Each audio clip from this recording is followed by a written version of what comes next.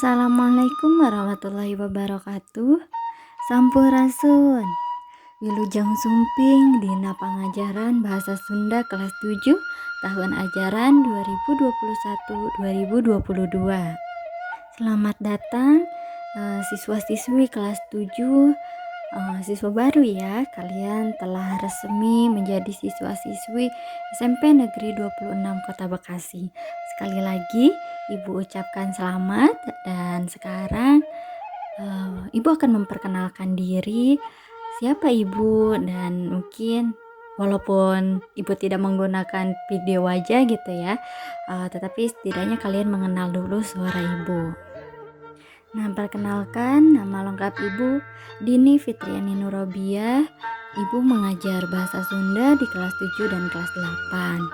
Untuk kelas 7 ini Ibu hanya mengajar dari kelas 7A sampai kelas 7E. Jadi hanya 5 kelas ya. Jadwal mengajar Ibu di kelas 7 ini ada 3 hari. Dari hari Rabu sampai hari Jumat. Hari Rabu ada di kelas 7E. Hari Kamis jam pertama ada kelas 7D, lalu jam ketiga ada 7B. Di kelas Jumat juga di jam pertama ada kelas 7C, dan di jam terakhir ada kelas 7A. Nah, Ibu akan mengajak kalian untuk berpetualang di pembelajaran atau di mata pelajaran bahasa Sunda selama 1 semester ini. Nah, dalam 1 semester kalian harus mencapai atau akan menerima 4 materi atau 4 KD, kompetensi dasar yang harus kalian capai itu ada 4. Yang pertama ada materi paguneman, yang kedua ada materi kaulinan barudak, lalu kita akan penilaian dulu yaitu penilaian tengah semester, lalu dilanjut materi ketiga ada pupujian, materi terakhir di semester 1 ada pengalaman pribadi, lalu diakhiri dengan penilaian akhir semester. Jadi kurang lebih selama 6 bulan ke depan kalian akan belajar 4 materi ini ya. Nanti jika kalian sudah menerima buku paket, ini adalah nanti bisa dibaca-baca buku paketnya, bisa dibuka. 4 materi itu sudah ada di buku paket. Lalu apa saja yang harus kalian persiapkan untuk berpetualang di mata pelajaran bahasa Sunda? Yang pertama, kalian tentunya sebagai siswa, sebagai pelajar, kalian harus menyiapkan buku tulis. Jangan karena kalian belajar daring atau belajar secara online, kalian tidak mempunyai buku tulis. Kalian harus mempunyai buku tulis khusus bahasa Sunda ya. Jadi kalian nanti harus mencatat juga tugas-tugasnya harus di dalam buku tulis. Kalian harus membiasakan, jangan sampai kalian lupa bagaimana cara menulis. Yang kedua adalah alat tulis atau pulpen, penghapus, pensil, tip X, dan lain sebagainya. Lalu ada buku paket, nanti buku paketnya akan dibagikan. Juga Google Classroom, jadi selama pembelajaran selain melalui WA atau WhatsApp group, di bahasa Sunda juga melalui Google Classroom. Jadi semua materi, semua tugas, absensi ada di Google Classroom. Jadi kalian nanti harus mengakses atau join di Google Classroom bahasa Sunda sesuai kelasnya masing-masing. Selain di buku paket, materi bisa kalian akses di website Google Site Bahasa Sunda, di YouTube. Jadi Ibu biasanya menyampaikan materi itu melalui YouTube. Jadi penjelasannya di dalam tayangan YouTube. Lalu sumber belajar lainnya juga alat pendukung, yaitu seperti handphone dan laptop, juga jaringan internet yang harus kalian persiapkan. Lalu bagaimana cara berpetualang atau bagaimana cara kalian untuk mencapai kompetensi dasar yang telah ditetapkan? Yaitu yang pertama, kalian selalu ya, agama apapun kalian harus berdoa sebelum belajar. Lalu di minggu pertama, jadi setiap KD biasanya Ibu mempunyai 4 minggu untuk mentuntaskan 1 KD atau 4 minggu untuk mentuntaskan satu materi.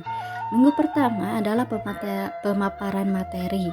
Jadi ibu biasanya menjelaskan materi dalam tayangan video seperti ini. Jadi kalian harus menontonnya baik-baik, karena ibu yakin kalian kalau hanya membaca saja pasti tidak mengerti. Jadi ibu memberikan penjelasan dalam tayangan video yang akan ibu upload di YouTube. Lalu di minggu kedua ada tugas untuk pemahaman materi kalian. Jadi kalian di minggu pertama itu mempelajari apa, memahami apa. Jadi ibu beri tugas tugas untuk pemahaman materi di minggu kedua. Lalu yang ketiga adalah mempraktikkan materi. Jadi misalnya tadi di materi pertama kita adalah paguneman itu percakapan. Nah di minggu ketiga kalian harus memperagakan keterampilan kalian berbicara menggunakan bahasa Sunda ya. Jadi untuk di minggu ketiga itu adalah untuk nilai keterampilan kalian. Lalu di minggu keempat ada penilaian harian. Jadi atau ulangan mungkin ya bahasa yang kalian ketahui. Jadi di minggu keempat ulangan 1 bab atau 1 materi. Nah, nilai pengetahuan kalian diambil dari penilaian harian dan tugas. Untuk nilai keterampilan kalian ada di minggu ketiga ya tadi, untuk memperagakan materi yang telah dipelajari. Nah, kalian juga harus mengisi absen sesuai jadwal pelajaran bahasa Sunda. Kan nanti kalian diberi kalian sudah tahu ya, tadi ibu sudah memaparkan kapan ibu ada di kelas 7A, 7B, 7C, 7D dan 7E. Jadi kalian harus mengisi absen sesuai jadwal pembelajaran di hari itu juga. Lalu mengumpulkan tugas sesuai waktu yang sudah ditentukan. Jadi jangan telat mengumpulkan tugas. Kalau telat, ibu kurangi 1 poin nilainya. Jadi walaupun kalian harusnya dapat 90, tapi karena telat akan ibu beri 89. Lalu yang ketiga, konfirmasi jika berhalangan mengikuti kegiatan pembelajaran.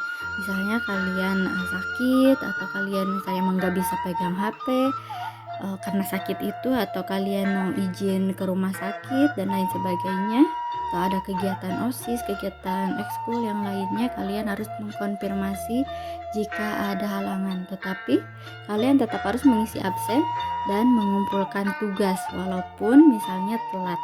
Tapi karena kalian sudah konfirmasi, itu ada dispensasi. Nah, berapa nilai KKM atau nilai capaian minimal yang harus kalian capai di semester ini atau di kelas 7 ini? Yaitu kalian di bahasa Sunda harus mencapai minimal 75. Jadi paling kecil itu 75 ya. Nah, siswa yang nilainya di atas KKM akan diberi pengayaan atau diberi materi tambahan untuk mendalami materi yang sudah dipelajari. Jika ada siswa yang di bawah KKM itu akan diberi remedial atau tugas tambahan untuk mencapai target nilai tadi, yaitu 75. Siswa yang lebih dari 3 kali tidak mengikuti PJJ Bahasa Sunda akan dipanggil orang tuanya. Jadi kalian harus hati-hati ya. Kalian sebisa mungkin harus mengikuti PJJ mata pelajaran apapun, termasuk bahasa Sunda. Nah, sekian pengenalan dari ibu di mata pelajaran bahasa Sunda, karena kan katanya tak kenal maka kata sayang. Tapi jika ada hal-hal yang belum kalian pahami atau kalian kurang mengerti, boleh tanyakan langsung pada ibu. Hatur nuhun. Assalamualaikum warahmatullahi wabarakatuh.